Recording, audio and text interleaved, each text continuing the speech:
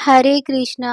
आप सभी को धनतेरस की शुभकामनाएं। धनतेरस का पर्व कार्तिक कृष्ण पक्ष की त्रयोदशी तिथि के दिन मनाई जाती है। साथ ही धनतेरस की रात यमराज के नाम का दिया भी जलाया जाता है। धनतेरस के दिन इस कथा का पाठ करने से व्यक्ति को अकाल मृत्यु से बचने का सुरक्षा कवच प्राप्त होता है। धनतेरस की कथा सुनने से सौभाग्य, धन और समृद्धि की प्राप्ति होती है। धनतेरस को धन त्रयोदशी भी कहते हैं। यह कार्तिक महीने के कृष्ण पक्ष की त्रयोदशी को मनाई जाती है। इस दिन भगवान धन्वंतरी की पूजा की जाती है। भगवान धन्वंतरी को स्वास्थ्य और आयुर्वेद का देवता भी माना जाता है। इस दिन लोग लक्ष्मी और कुबेर की पूजा करते हैं। धनतेरस के दिन लोग सोना, चांदी, नए बर्तन खरीदते हैं। धनतेरस के दिन सुबह ब्रह्म मुहूर्त में उठकर स्नान करना चाहिए। इस दिन मंदिर की साफ सफाई करनी चाहिए। इस दिन भगवान सूर्य को जल अर्पित करना चाहिए। इस दिन खड़ा धनिया माता लक्ष्मी और कुबेर देवता के चरणों में अर्पित करने से घर परिवार और कारोबार में कभी धन की कमी नहीं होती है। धनतेरस के दिन झाड़ू खरीदना शुभ माना जाता है। धनतेरस की कथा। इस कथा को पढ़ने से, सुनने से अकाल मृत्यु से बचने का सुरक्षा कवच प्राप्त होता है। आइए कथा को आरंभ करते हैं। कथा को आरंभ करने से पहले आपको बता देते हैं कि कथा को पूरा सुनते हैं, आधा अधूरा सुनने से दोष लगता है। एक समय भगवान विष्णु मृत्यु लोक में विचरण करने के लिए आ रहे थे। तब माता लक्ष्मी जी ने भी उनसे साथ चलने का आग्रह किया। तब विष्णु जी ने कहा कि यदि मैं जो बात कहूँ तुम अगर वैसा ही मानो तो फिर चलो। तब लक्ष्मी जी उनकी बात मान गई और भगवान विष्णु के साथ भूमंडल पर आ गई।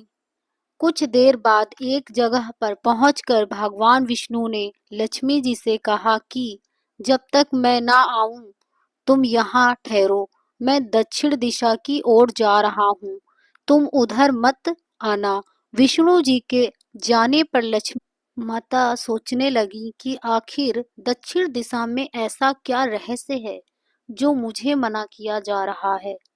और भगवान स्वयं चले गए और फिर लक्ष्मी जी से रहा ना गया। और जैसे ही भगवान आगे बढ़े, लक्ष्मी माता भी पीछे पीछे चल पड़ी।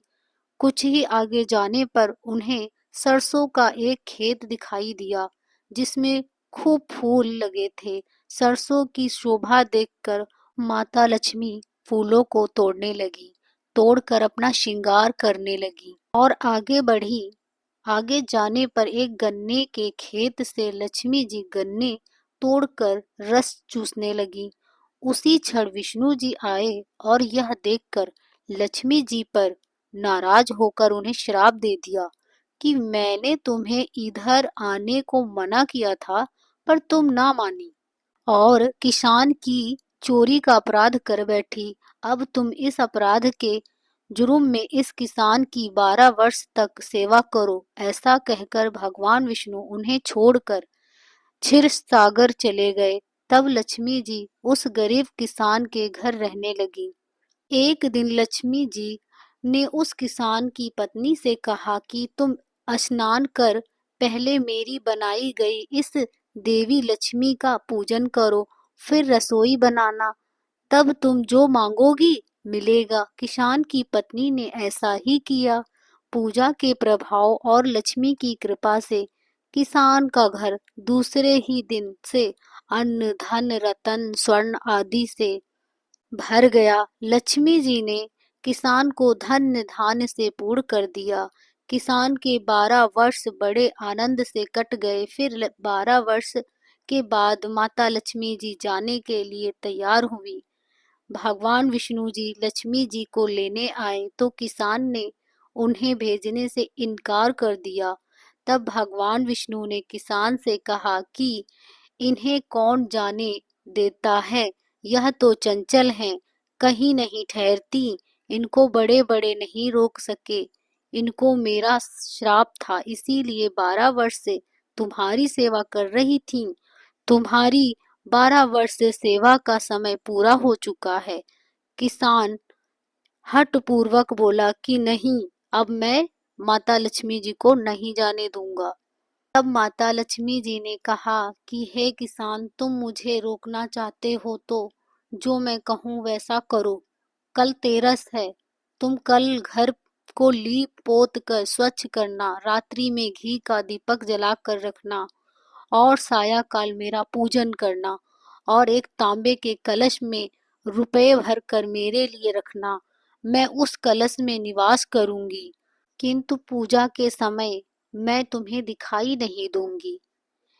इस एक दिन की पूजा से वर्ष भर मैं तुम्हारे घर से नहीं जाऊंगी। यह कहकर वह दीपकों के प्रकाश के साथ दसों दिशाओं में फैल गई। अगले दिन किसान ने माता लक्ष्मी जी के कथा अनुसार पूजन किया। उसका घर धन धान्य से पूर्ण हो गया।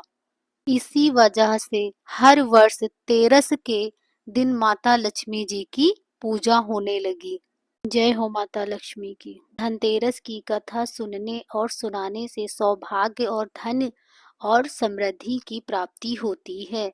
इस कथा को सुनने से अकाल मृत्यु से बचने का सुरक्षा कवच भी प्राप्त होता है। धनतेरस की कथा सुनने से लक्ष्मी जी प्रसन्न होती हैं और मनोकामनाएं पूरी करती हैं। धनतेरस की कथा सुनने से पूरे साल घर में धन की कमी नहीं होती है।